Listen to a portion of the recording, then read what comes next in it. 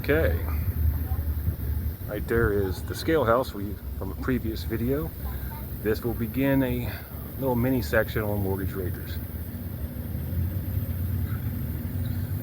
Okay, so the advanced guard of Brigadier John Hunt Morgan's Confederate raiders arrived in Jackson about 9:30 p.m. on July 16, 1863, and found a tree barricade near the Isham House on Main Street defended by old men and boys.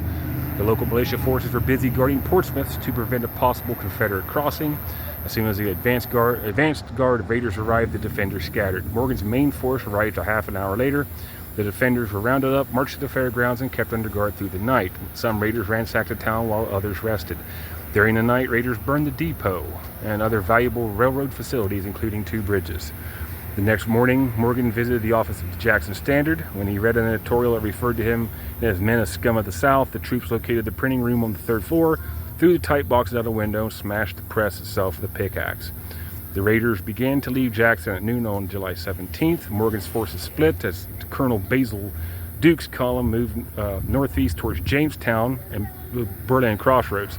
Jamestown, we have a video up there from the cemetery in that area. And I have been to Berlin Crossroads. Both videos are on the channel. Check them out if you want to. While Colonel Adam Johnson and his men moved southeast towards Vinton and Gallia County. All were heading toward Middleport, Meigs County on the Ohio River.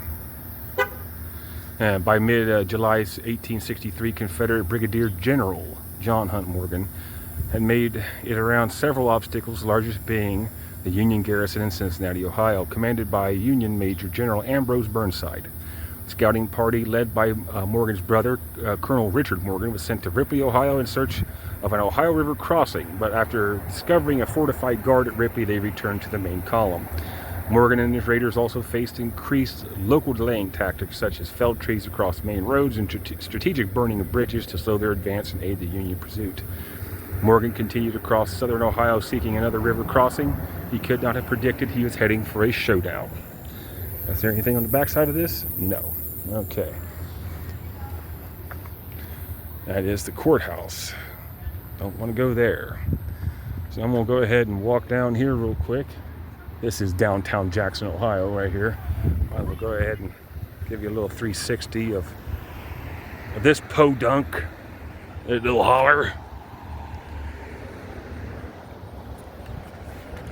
So, walk down here for a strategic reason, and then I want to cut it.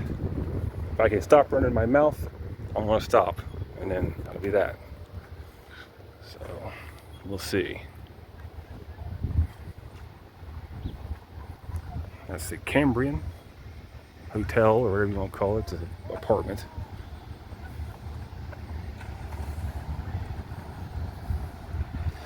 Okey-doke.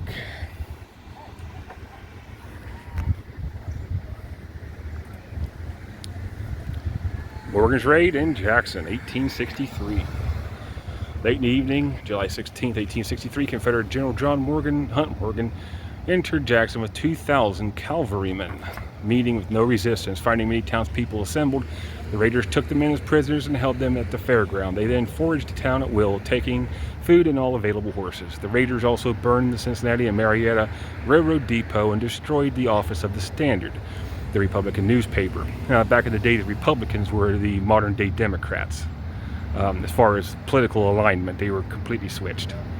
Morgan made his headquarters at the Isham House, directly across the street from this marker. He continued eastward on the afternoon of July 17th. Strongly divided politically during the Civil War, Jackson received no special consideration by Morgan.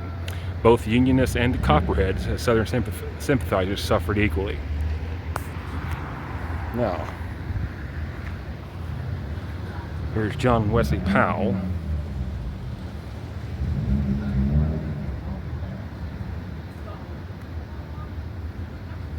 Now, so Mr. Morgan, the Morgan's Raider, stayed at that place right there. Just so I can get out of the sun so you can see it a little bit better. But this place right here, that is the extant building.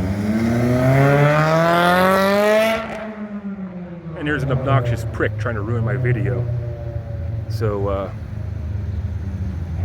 Gotta love small towns. Look, a big noisy car.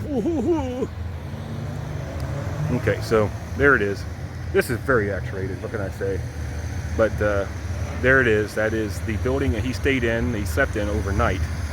So it still stands. A lot of these buildings down through here are very old. Some of them are collapsing in. Matter of fact, I'm one down the street. I'll give it to him as a motorcycle, that's fine. But one down the street did collapse in a few years ago, and now there's nothing there. But all of these are, I mean, these would have been, you know, these are 150-year-old buildings, the brick ones and stuff like that. This is quite old down through here. But right there, he specifically stayed up in the second story, which I'm trying to focus on a little bit here, put in the center of the screen. He stayed up there. That's where he slept overnight before he left, and then went to Berlin Crossroads, Berlin Heights, whatever you want to call it, which I have a video on already, and where he blistered the Ross County Ohio Volunteer Infantry, or whatever, that came down from Ross County. They'd already smoked Diamond Town by then. That's why they did get into here. It smoked that force out, the 53rd, and then they went up there and smoked some more people out over there, about 8.5–10 miles away from here. So something like that, or at least it's that long now with the roads. Could have been maybe a lot shorter then, since you could just walk and wherever you felt like. But there it is, a little bit of history. John Morgan's Raider, they stayed right there. He stayed right there. Now, if you're an older resident, right over here in that purple facade, that used to be Criminal Records, back when they used to buy music in stores. Another artifact. All right, folks, we're gonna call it a day today on this, I believe, unless I get another good idea. And so we're gonna put up 3 videos anyway, as it turns out, just not the 3 that I intended. Leave your comments below, and have a good evening.